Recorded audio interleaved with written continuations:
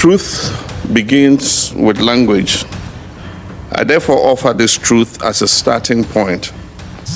Ghana's President John Dramani Mahama walked into New York and stood over the graves of 20,000 Africans, many of them enslaved, forgotten, erased from history.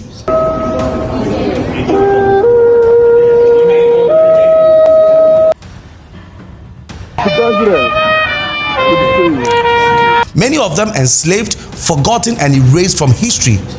And what he said next is now shaking conversations at the United Nations. Were human beings who were trafficked and then enslaved by people who believed they could own those human beings as chattels, as their personal property.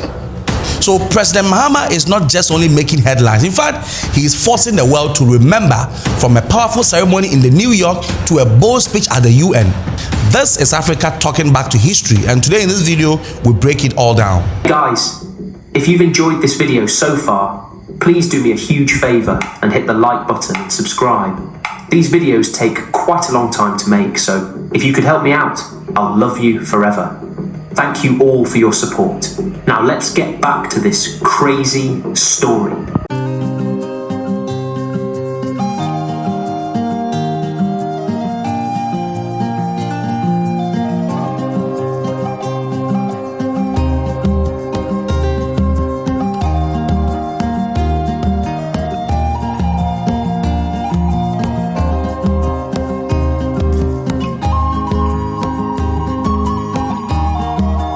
So President Mahama arrived at the African Burial Ground National Monument, a quiet place but heavy with history.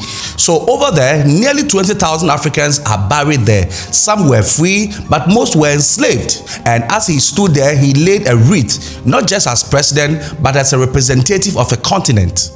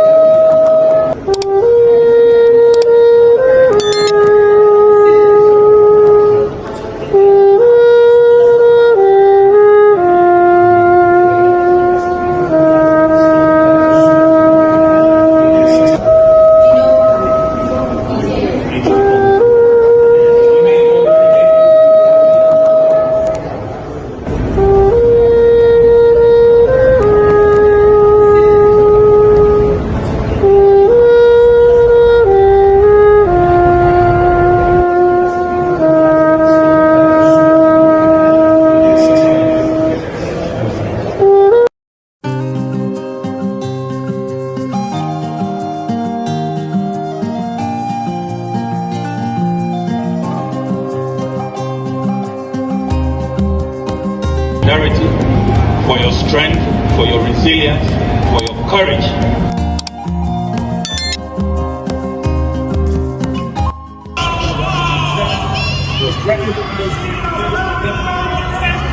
We strike ourselves to actually make that wonderful memory that us work together to commemorate their are now buried beneath it.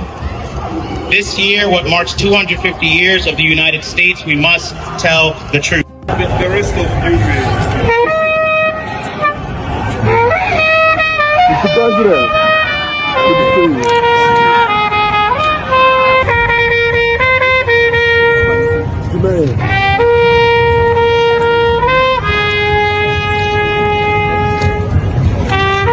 Send a clear message that those perpetrators fail. Our ancestors are remembered. Our ancestors are respected. We're mourning an entire community today. As the African Union champion on reparations, I'm here today on behalf of the 1.4 billion citizens of the African continent. That history must never be forgotten. And when we tell it, let us tell it in its totality. For we know the history of Black New Yorkers is not just one of oppression. It is one of resistance, of organizing, of fighting for freedom, among so much else. Let us tell the stories of Black New Yorkers who fought in the slave revolt of 1712, demanding dignity only 1 year after the first slave market in New York City was erected at the foot of Wall Street. Let us tell the story of the community of Weeksville, founded in 1838, just 11 years after New York State outlawed slavery, and how it would grow into a self-sustaining, safe haven for escaped and freed slaves with its own schools, churches, and newspapers. newspapers. And let us tell the story of the many who continue to resist the long shadow of slavery and discrimination. The President of the Republic of Ghana, John Dramani Mahama. Can we welcome him, please?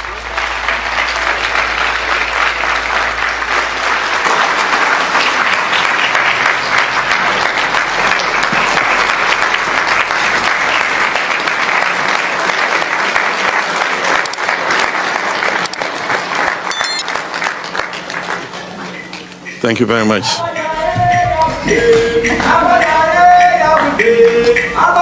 You may be seated.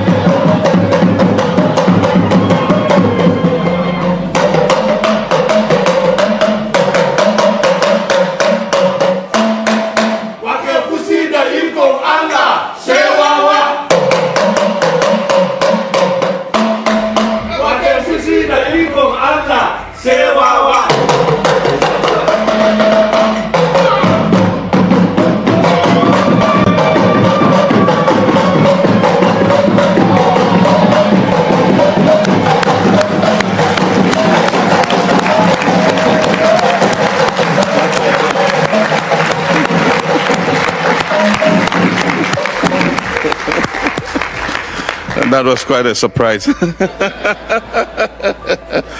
Yeah, but thank you for that beautiful display of African culture. And then he said something that changed everything. Truth begins with language.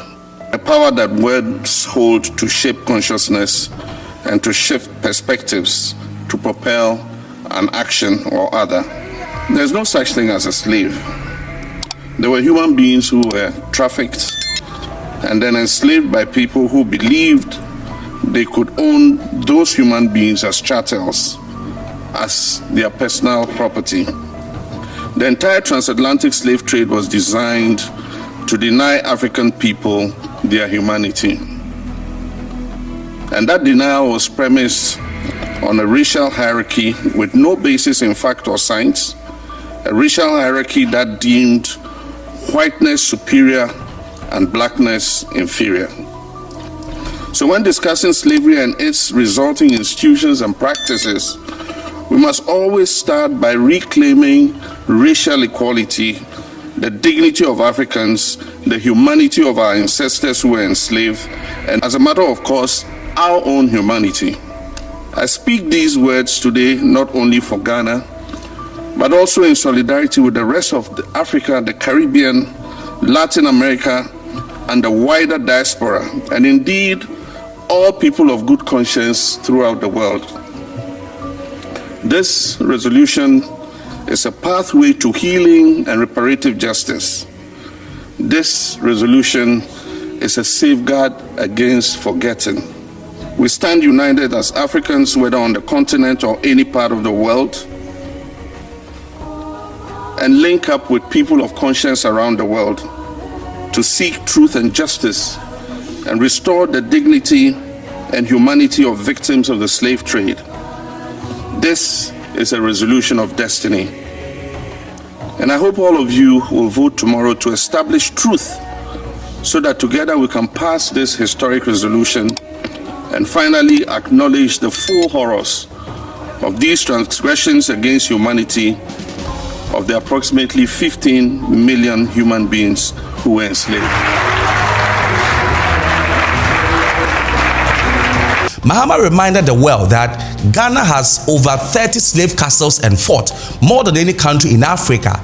People sometimes try to put a disclaimer on slavery by insisting that you cannot use the social norms of today to judge the actions and events that took place in the past. Well, such people are loud and wrong.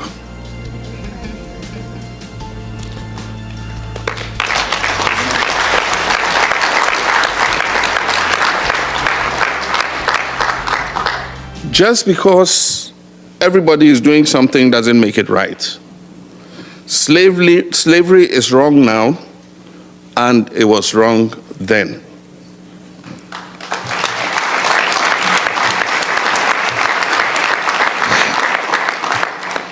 For as long as Africans have been trafficked and enslaved, there have been abolitionists who have spoken up against it. The first slave ship landed in America in 1619. Opposition to chattel slavery was voiced and mentioned in passing in documents. But in 1688, the Germantown Friends, a group of Quakers, put out a formal written protest against slavery. And in it they wrote, and let me quote, "Now, though they are black, we cannot conceive there is more liberty to have them slaves as it is to have other white ones.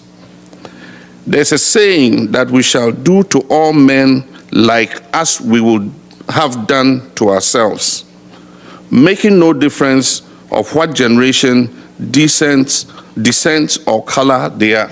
Quotations close. Now think about it. That means many of those buried in New York may have passed through Ghana or were taken from lands that are now Ghana.